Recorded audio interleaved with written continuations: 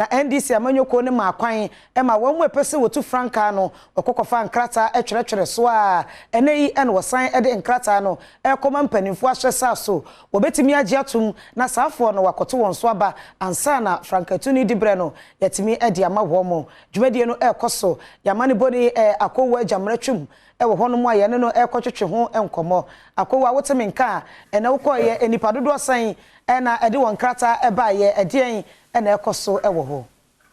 ya kwa mamenya osema memba ahwefo nyina pa abamra Adom TV so ewo NDC amanyeko no atana ekese ye wo enkan Adabra Kasee sede wadi kan dia soja no ene dai na empanimfo nhihye mu no wono ma wo afa krata se wo mu pese wo mu gina frankatufo dibre wa amanyeko no mu no ese se wode won krata eba na afi wo yen hwemu hunu se ampa wasafata se wotumi edi amanyeko na nim tano pai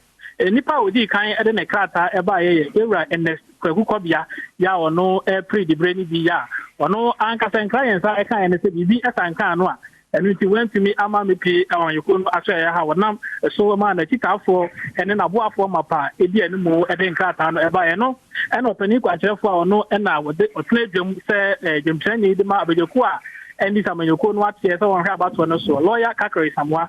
ede futu man se won momodi a se bra wo ne krata ba wi no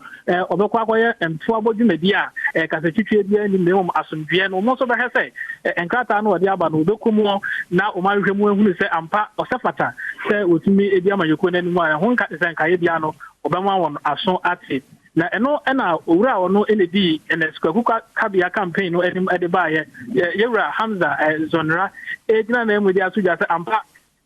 empanimfo se ofreso afieburu esura no ani yakofo nti wo mu asase a wo mu so edi won dwuma nti waye krado se bi amanyeko no de ato adwam wono wo mu ebidi so na afi so wasai edi atudwa se Ernekst Kwaku Kobea ye obi a waye krado se amanyeko no obefa edi animu na afi wo mu etumi aboa mo man ahonyehi a Ganafo ekomu no wo mu etumi yi omanfo efu sabra me no kasai de omanfo nyina ehwe animu ana ye ne abehye ha nyina ehwe animu yewura ane mampani Dramani Mahama a ehwe kwan so wa piemu e wa ha sei no no so ede ne nkrata ho nsam aba uyi akwan ya betodwa ya ba ya tie ene se ono ankasa mu die esan campaign hu dwumadi nti wakopiem e wa sante mantemu a enya ade a ono ankasa ebetumi piemu ha nemom na chidifo ene yewura eye Joshua Alabi ya ono na odane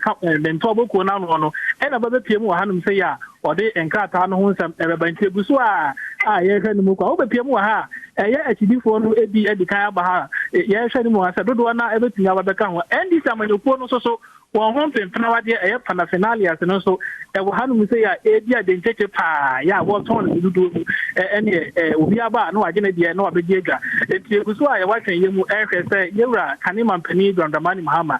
chidifo enso ba bepiemu wa ha na afei wo mo so ede tata abre mpanimfo no so ahwehwem ede ama no ye betofo biara no ye de bebre Adom TV ahwefo ne atiefo nyina bia akowa mami bi sase enipa mienu yi eda nchen a obi foforo so atwenity so opese wotu franka